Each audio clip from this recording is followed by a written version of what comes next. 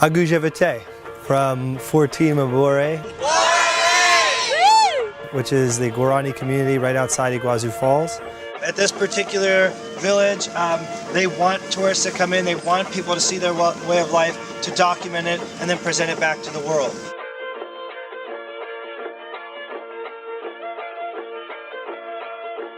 They're very, very spiritual people who depend completely on the natural world around them. Their spirits are in the nature, the water, the air, the leaves, the wind, all provide answers for the questions that they ask. They're a silent people, meaning that they might sit silently for 20 to 30 minutes at a time, just listening to the surrounding area and getting their answers that way, rather than speaking and saying the things that they'd like to do. Because they're a silent people, their actions do speak a lot louder than their words.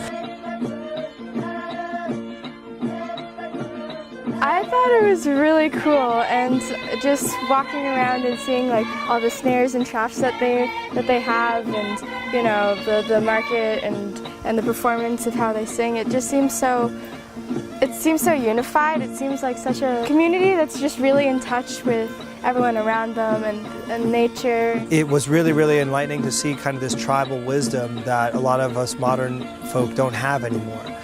Yesterday when we were at the falls, we talked a little bit about the power in nature and how we see that spirituality and that power from Mother Nature through something like Iguazú Falls. The Guaraní are not a nomadic people. They move in a migratory pattern from place to place over an extended period of time, but they relocate to the same locations after they've given the area enough time to regenerate.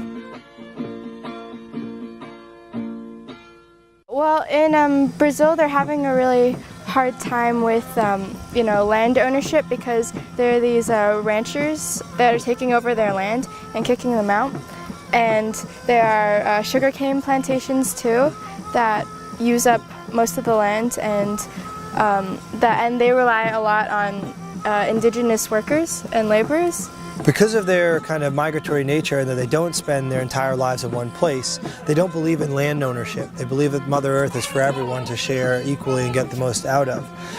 With modern times, one of the biggest problems that the Guaraní face is that landowners and ranchers are saying that this plot of land is mine. There's one instance where a leader of the tribe came up to, I think it was a rancher, and to, you know, discuss about the land and how his people were feeling, and the rancher just killed him and brought his body back to the Guaraní people.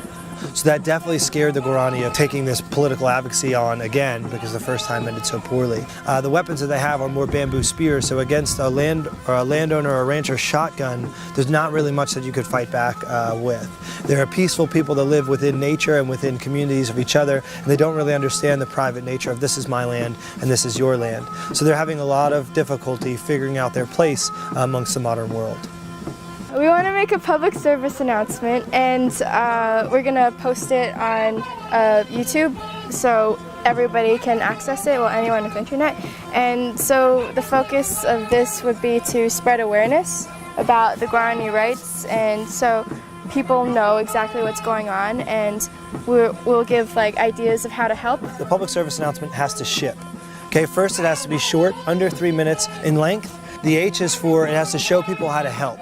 Okay, that's the goal of any public service announcement, to say, all right, I'm inspired, now what do I do? How can I be a part of this? The third is it has to be informative. And the last one, it has to be powerful. Okay, it has to catch people's attention, whether the images of nature do that, whether the voices of the people, whether the way of life speaks for itself, is what should be powerfully captured here by the kids with their iPhones or their cameras.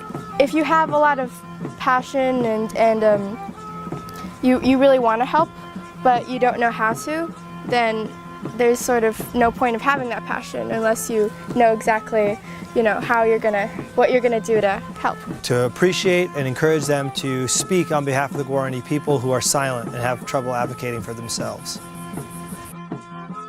Bruce Lee said that knowing is not enough, we must apply. Bam!